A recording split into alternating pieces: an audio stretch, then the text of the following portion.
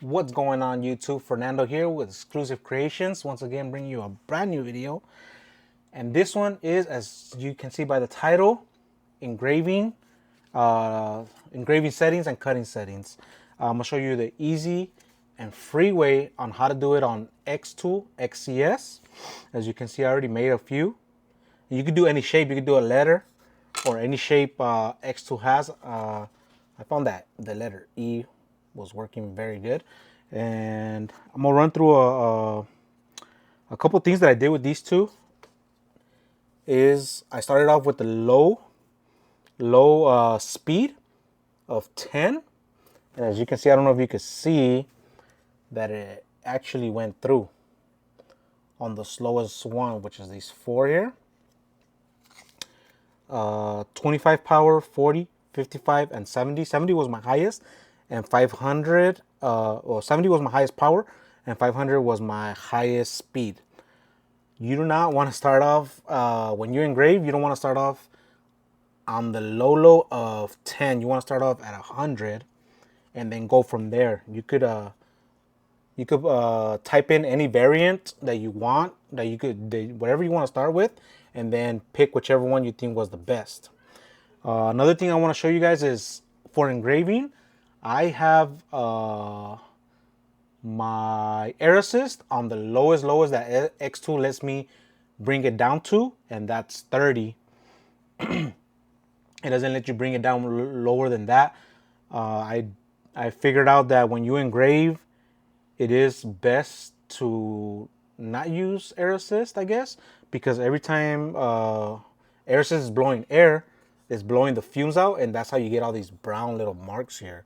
That's why all this area here with the highest power and the lowest speed, they're gonna be doing that until you get higher speed and lower power, or vice versa, the highest speed and the highest power, which like I said, I have it at 70 highest power and 500 highest speed.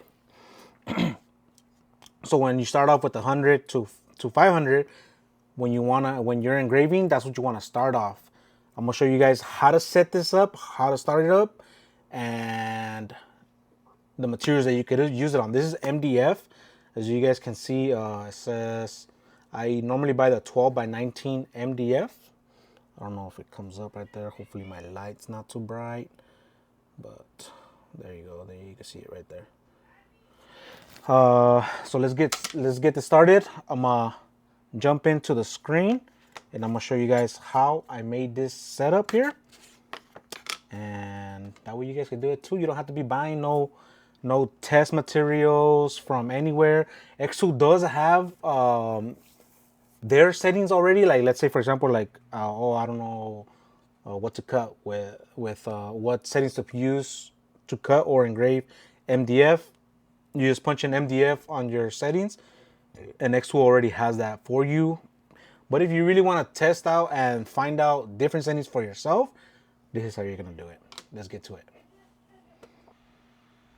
Okay guys, so I'm gonna pull up the type tool, and I'm gonna keep it at either, and you could change the font too, so whatever font you want to use, you could go ahead and change the font. I'm gonna use the letter E again, like the example that I showed you guys, and here where it says Lotto, that's where you change the font type. And I'm gonna use this is the one I used for these right here. I used Allegria SC. Let's see, I want to use a different one this time. Let's try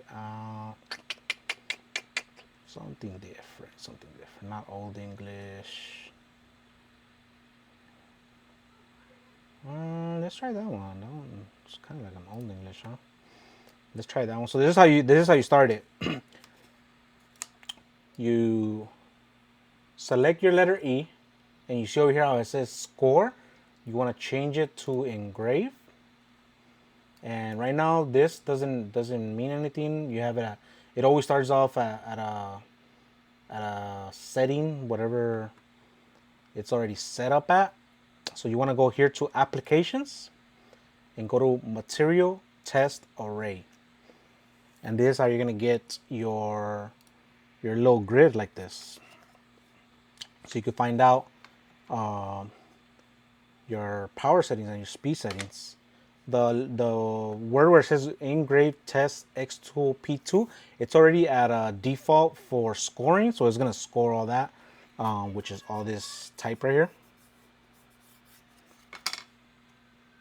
So here is where you change the settings. Max power, like I said in my previous video, my very first video, I don't ever want to use 100% power. That's why I use 70. On this example, the last one that I used went from 100 speed to 70 power, and the letter E here came out pretty burnt. So this time I'm probably gonna go with changing the speed probably higher, and I'll keep it at 70. The power, I'll keep it at 70. The speed, I'm gonna change it higher to probably 150. So power, we're gonna change that to 70. Max speed, we could leave it at, what did I do here? 500, let's do 600. Let's keep it at 600. We're gonna change the minimum power to, we could leave it at 10. Minimum power, we'll leave it at 10 just to see what that does. And the columns, this is how you change the amount of columns you have and the amount of rows. So 5, I have all these at 5 and 5. Let's try 7 and 7. See what that looks like. 7 and 7, there you go, you see? So it gave me from 10 on speed, the lowest, all the way up to 600. And those are the variants it automatically gave me in between. And then the power, it stayed at 10 and then went all the way up to 70. So it went 10, 20, 30, 40, 50, 60, 70. Since there's 7 rows, I guess, is going to be going up by 10 power each time on each column.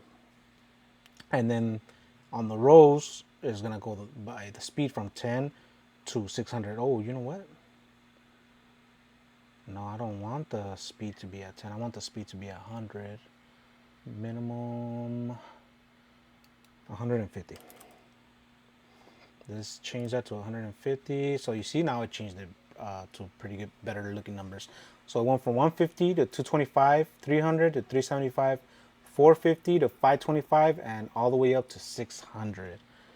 And then the spacing, you could actually give it a little bit more space if you don't want to see all this burnt so close to each other. So maybe you want to see which one is giving out that much burn, but you could kind of tell because it's literally a gradient. You can tell by the gradient, and then you choose the one that you think is perfect for you. So that way when you engrave anything, like let's say for example, at the end of this video, I'll do a keychain. That way you guys can see how that comes out. And as a bonus, I'm gonna give you guys the ring and the little latch, or the little plastic, yeah, it's like a latch, like a little plastic latch that I use to make keychains.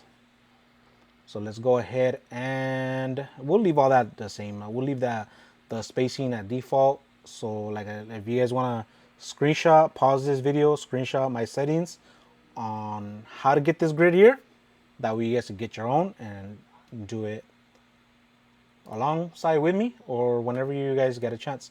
And another thing is I like to minimize the size of the grid down to 4 inches. So I'm gonna do height 4 inches. And as long as, okay, yeah, see the width is less, so that's perfect. My height, as long as the biggest side is 4 inches, I like to keep it at that. And then another thing I'm gonna show you guys is I also like to keep them so you could cut it out as in pieces like this. So whenever, in case you get a new computer or anything happens, and your settings when you get a new computer, it doesn't save your XCS for some reason. Your settings that you had previous, even though you're logged in, they don't save at all. I've had that problem before because I know I got this new computer, and on my previous computer I already had settings for a lot of things, but good thing I have these from my old setup and they work just fine, so I was able to just put them all up. And then some things I already have saved also. When you save it as an XCS file, the settings stay there, so I was able to pick them out from there easily. So here we go. Since I already know what MDF cuts, I'm gonna get a shape here. I like to go here, and then you see where it says basic shape here. There's a little round edge square here. I pick that up, and then I go by, let's see, this one was at 3, let me get rid of this. This one was at 3.398, so let's do that at 3.5. 3.5.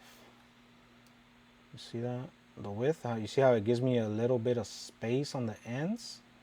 That's a little too close for my comfort, so let's go to 3.7. Just to give it a little bit more space. There you go. You see that? And then another thing I like to do is I like to change the color. My cuts, for some reason, I like to change them to red.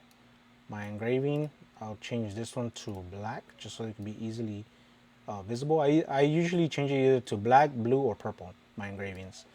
Depending on what colors I already used on other things, or like different engravings. So now I'm gonna show you how to fill this whole part to cut. So this is what you're gonna do, or this is what I like to do. I make a copy of my square. I normally use shortcuts, so I do Control C and then Control V. Control C to copy, Control V to paste.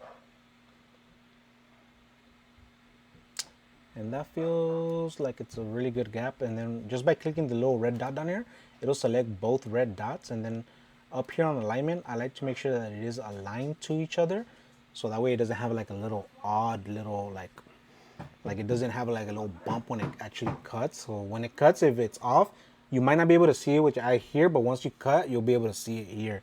And I don't like that. I've done that before and I don't like it. So I just align to center. And now that with both of them being centered, I just click this here, which is unite, and it should make it a solid square with round edges. You see that? Solid square with round edges. Now another thing that I'm gonna do is I'm gonna select both of them, and then with the alignment, I'm gonna do an align center, which is gonna center the whole thing to center, like the whole entire thing, you know, both objects or the whole entire frame or project, you know. So that's perfect there. And then now, last thing I like to do, like I said, I like to change everything down to 4 inches. So now that I added the cut square, you see how it changed it up to 4.3, and we're gonna change that back down to 4 inches. Just because it's, I don't know, it's a little nice little template. I don't like to have a big old engraving piece, you know, just laying there. And there you go. You have it all ready. So now what I'm going to do is I'm going to turn on my P2. Oh, another thing, on my last video, I kept on saying I have P2S. It's because the title, I named it P2S, but it's a P2. I have the original P2 when it first came out. Like I said, a month after it came out, it was announced. I ordered it and I started using my P2. As you guys know, I did start with the D1, and I still have it here on the floor, and I do want to frame it. Let's continue with this. Start this project. Let me turn on my P2 actually, and then we'll start this project to see how long it's gonna take, and then I'll show you how it comes out.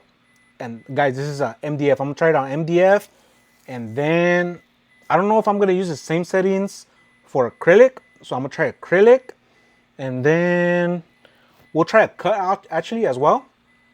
And you can do any shape on cut. I'm not gonna do the letter E on cuts. I'm gonna do either probably like a star or a square or a circle, but we'll see what we come up with. But this, for now, we're gonna start off with the engraving and see how that one comes out. All right, guys, so I turned on my P2 here. I'm using a piece of MDF that I had worked a project off of, which is obviously, as you can see, it's a heart. It's not an upside down heart, but I mean, it's upside down here, but the project is not an upside down heart. It's just an upside down heart here. So let's get it started. As you guys know, we hit process. Power is set to 1% on one or more of the projects. Oh, I forgot to do I forgot to do the cut settings for my red line.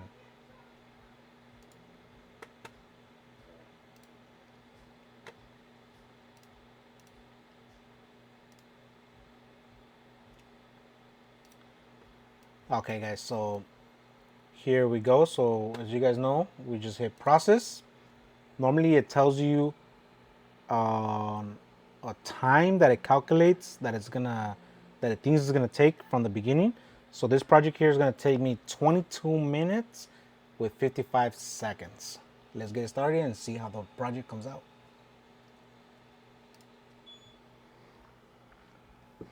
And guys, I do use the IF2 exhaust fan.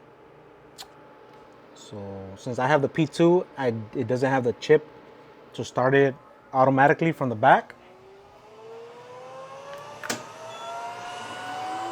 So you have to turn it on manually all the time. And there we go.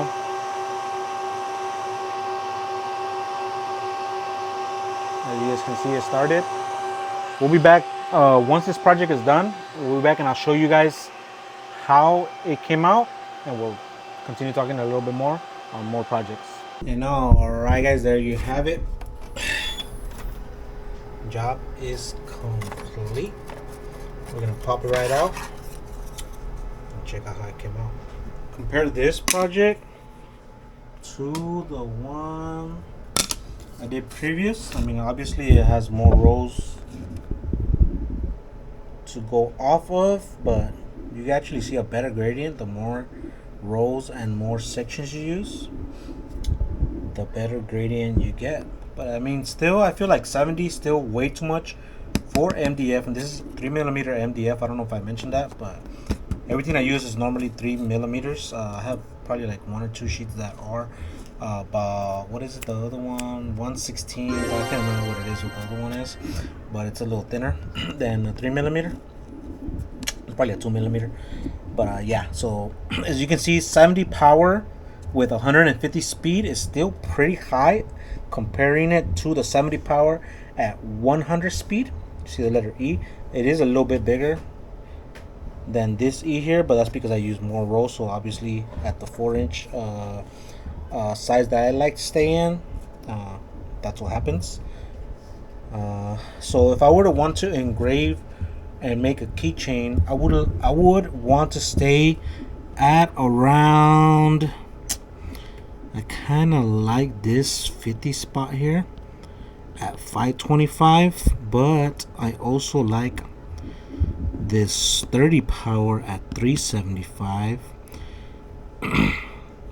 But we'll see which one we choose once we get there. Let me try and show you guys what this setting, or let me see what setting I actually have so I can compare my acrylic settings and then go off of making one of these Engrave tests for acrylic. That way you guys can see the differences on how it will come up on acrylic. Alright guys, so here I opened up a new project and I loaded up black acrylic. We're gonna test it out according to my settings that I already have saved here in xTool for acrylic keychains. So I normally make a lot of acrylic keychains, so I already have a setting that I already use for engraving acrylic. When I engrave acrylic, I normally go at 45 power and 400 speed, one pass at 140 lines per centimeter, which when you do your material test array, I notice it doesn't give you an option for lines per centimeter. So I actually don't know how that works or how I figure it out. You figure that out actually by when you're done engraving and you see the lines. You want to see less, then that's when you want to increase the lines. I like my engraving to be full on acrylic, and I don't like to see the lines, so that's why I moved it up to 140. I think that's why I remember doing that. So again, we're gonna start up a new one. You want to start up a new one because you don't want to use the same settings, or I know I don't want to use these same settings for acrylic, only because I'm going based off of what I already use, which is 45 to 400. But just to show you guys a how do you call it, an array of different powers and speeds. We're gonna probably go on the lowest power. We're probably gonna go 25, and on the highest we're gonna go 60. The speed on the lowest we're gonna go 250, and the highest we're gonna go 600, just so that we don't mess around too much on it.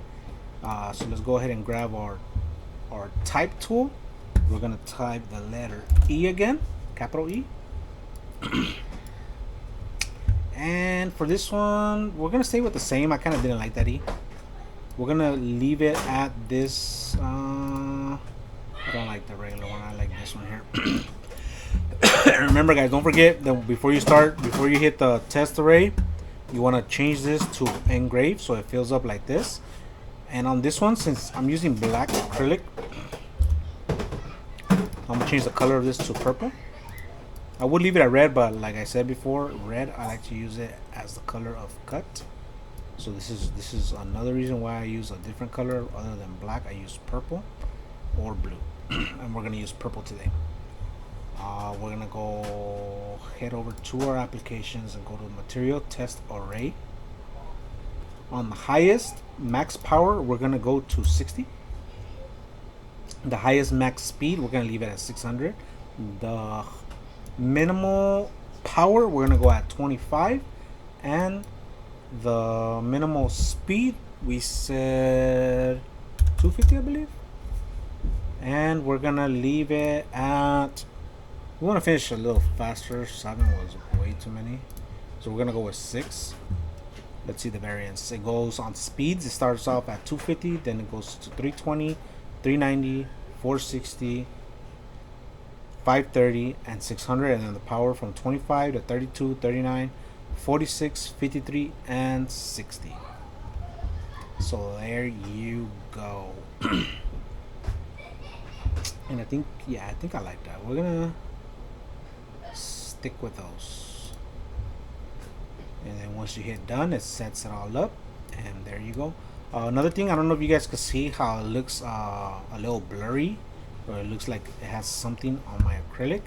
So what you want to do is, a lot of people have a problem of when you engrave, it does that little smoke smudge on the acrylic, on all acrylic actually.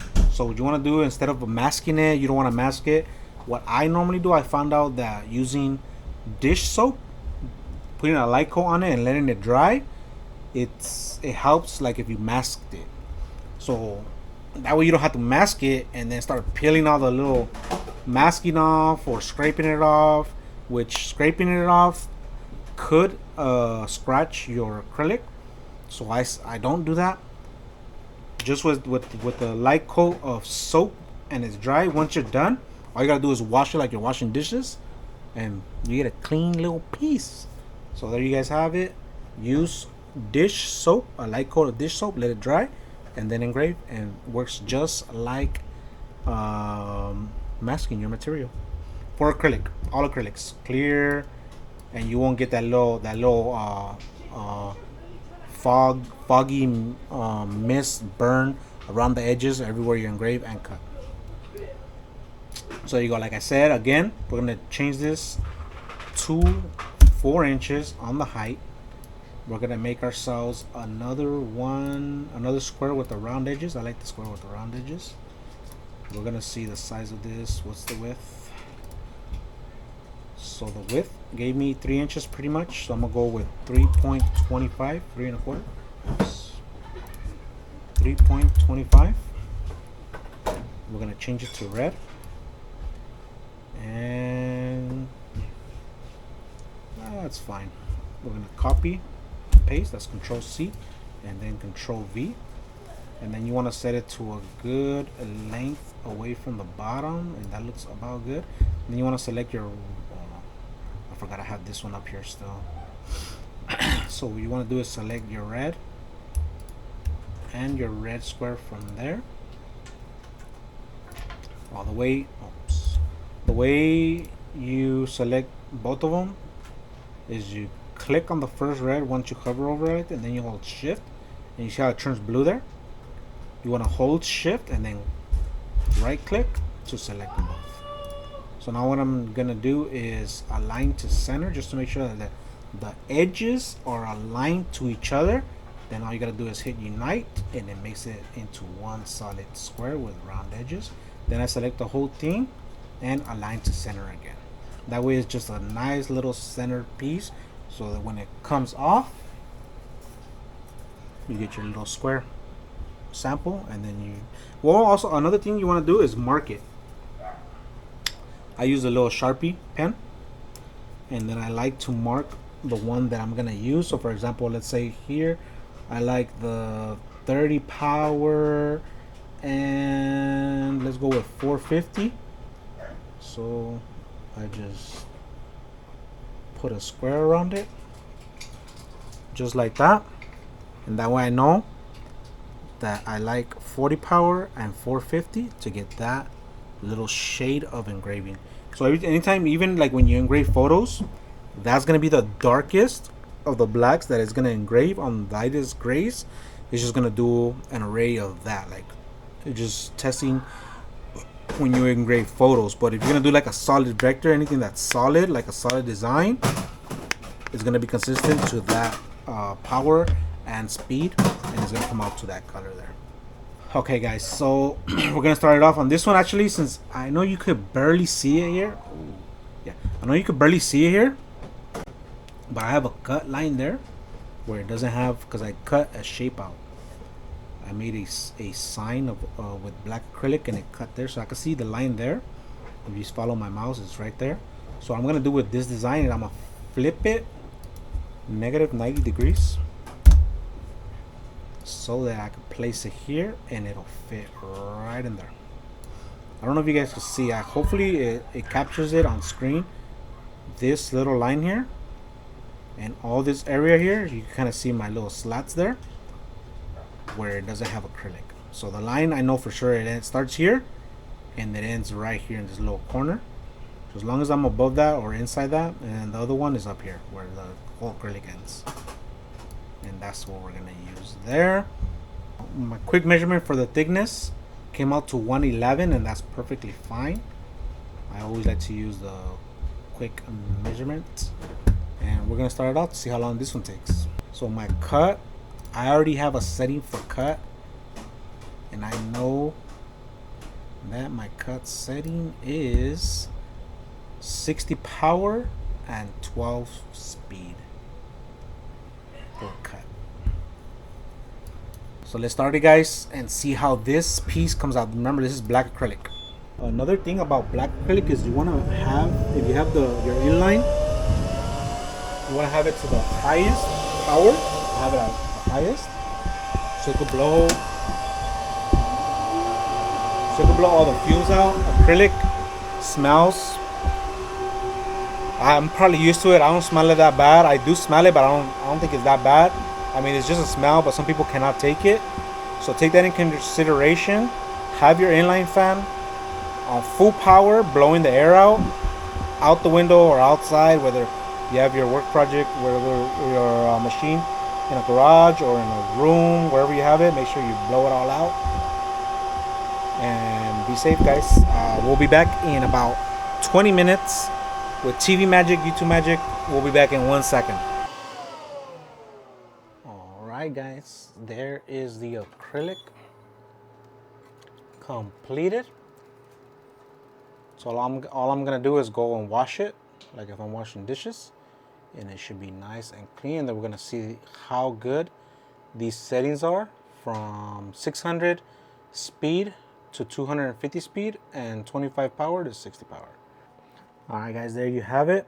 I went ahead and washed it, and as you can see, nice and clear. Now the settings that I would like to use that I think came out very nice on this test is the 25 power, the 600, pretty much anything in this lineup here came out pretty nice. So I'll probably do 25, 390, somewhere in this area. Like I said, like I've always mentioned, or like I mentioned before, I like to stay in the lowest power, and if the lowest power gives me better results depending on the speed, that's where I'm gonna stay, and I would like to keep the settings at. You see the highest power, see how kind of like it was pretty much melting the acrylic here. So you do not want that. You don't want to do deep engravings on acrylic and make it look like it's melting. You want to have something nice and smooth, kind of like this area here. And that's what we're going to choose and keep our settings to. So if you guys want to go ahead and go back and screenshot my settings on this test for engraving on black acrylic, there you go. And you could actually use it on all the acrylics. I know there's videos out there where it says use different settings for black acrylic and clear acrylic, or in different colors. I actually have the exact same setting for any color. It doesn't matter what I use. They all work perfectly fine to me. I haven't had any problem. And I mean, this is just so you could see and you could test out your material with your machine, and so you can see how easy it is to make one of these. It's super easy and instant. Like literally, xTool, XCS, xTool came up with the best settings that you could come up with, even if you tried yourself. Now what we're gonna do is we're gonna engrave a key, a keychain. We're gonna do it out of MDF, just because I have a lot of MDF and I want to do it on MDF. So I mean, it'll be the same thing, whichever one you choose from here. To engrave, you want to do, if you want to do acrylic, go ahead and use that. Me, I'm gonna use my engrave settings for MDF, and we'll make a keychain of that, and I'll show you guys the material that I use, the size that I use to make the little hole for the circle and the outer circle, and then how I bond it all together, my whole entire setup, and the way I set up a keychain to get that going. All right, guys, this is the third time I had to record this. Yesterday, I realized that I wasn't recording the screen, so I recorded this whole part, but not the screen. Then today, I tried to re-record that, but my mic was off. So this time I know it's on. I can see that my mic is on. I'm looking at it. So we're gonna start all over again. I'm gonna go through the process of showing you guys my workflow of making the keychain. So for example, I'm gonna show you guys, if you guys don't have a design, AI on XCS can help you guys create a design just by simply typing in the description here on your AI icon here. You see the icon here, then the description here. So what I did yesterday to make the keychain that I'm gonna show you guys that I made is I pretty much said I want a lion facing forward with a scar on his left eye in the shape of a cross. And then once you hit generate, it should generate that. It's gonna show you guys a little generator that I just pretty much just did right now, but without audio. You could choose from 2 and up to 4. You see how I have 4 on other ones that I've done here before, the Supermans here. And there you go, look, pretty much my description. This is what it came up with, and you could keep on trying. Depending on how many credits you have, you keep trying. If you don't like any of these, so this is what it gave me today. But yesterday, the very first day from yesterday, the one I chose was this one here. So all you gotta do is click on it. It's gonna pop up on your main screen on your board. And what I like to do is I don't like to do a keychain bigger than 2.5 inches, and I like to stay around 2.5 or 2 inches. So this one, we're just gonna go with 2.5. So we're gonna change the height to 2.5, and we're gonna go off of our engravings that we did. So I circled here the 30 power and 450 speed. So that's what we're gonna choose for this one to engrave. We're gonna go ahead and do that. 30 power and 450 speed. And we're gonna leave the color in black. Now to get that outline cut, we go to offset here. And I like to start off with 0.1, so I just changed that to a 0.1. And if you like that, you keep that there. So I'm pretty sure what I did yesterday was change it to 0.15, so it gives it a little bit more of a thickness. And I just hit confirm. And then I grab the whole thing again, because it just, when you add the offset, it does increase the size by that much. So as you can see, it changed it up to 2.798. And we're going to change it back to 2.5. Excuse me. And now to do the little circle for the keyhole, I select the little square here and select the circle. You're going to hold shift and drag so that way the circle, no matter how much you go out, is going to stay a complete true circle. Then we change that to a 0.2. And that is the exact size for the keyhole, for the little latch, the little keyring clip to clip onto. Then what I like to do is hit a Control C to copy, and then Control V to paste. And on this second one, because you always want to make two, the second one you're going to make it bigger. So you're going to double the size. I like to double the size to 0.4. Then I grab both of them just like that and align to center. That way it's completely to the center. And then I grab the square and I try to make it the exact same width. And if it's not, then I always change it up here to be exact. The exact width as the big circle. Then I grab all three items and then just align to center. Horizontal align to center. Then I bring, let's change the whole thing to red actually. My cuts are always red. Or I try to always make them red. That way I separate my visual. It's for visual, you know. I like the visual. Then I drag it down. The reason why I like to make this square is because you see the little gap right here. I don't like my keychains or like the shape. I don't like it to cut down in there like that and then start coming out like that, because it gives it that, I don't know, to me that's like a little weird gap. So I like to close it in by putting it in that square. And that's mostly on all my keychains. I mostly pretty much do that, even on the circle ones. I don't like to see that circle closing in. I like to see the circle coming out and then come straight down, you know. So now what I do is I select the square, select the outer circle, and then select the outer cut by holding shift. Now that they're all selected, you're gonna unite them all. That way it unites them all to one shape. Now what we're gonna do is we're gonna use my cut settings for MDF. And my cut settings for MDF is 55 power and 14 speed. And now that we have everything together just like that, it's ready to engrave. And we're gonna do that right now. I mean, we did that yesterday, but we're gonna do that now again. I'm not gonna do it again, but I'm pretty much gonna cut to the scene where I actually did it, because it was recording that whole time. So there you go. All right, guys, there you have it. The little lion keychain, freshly engraved. See how it came out. Check it out. That's based on the settings that we came up with today. Pretty similar. Now what I like to do is normally I have this little brush here and I like to brush the dust off and then blow it out with the little blower that I have here. This is I have a friend that gave it to me. I actually don't remember the brand of it, but I mean, if you screenshot this and then you put it on Google, a lot of these will come up, and maybe this exact one will come up, and then you guys can grab yourself one of them. So normally I'll blow off the dust off of it and then seal it with a little bit of this clear coat here,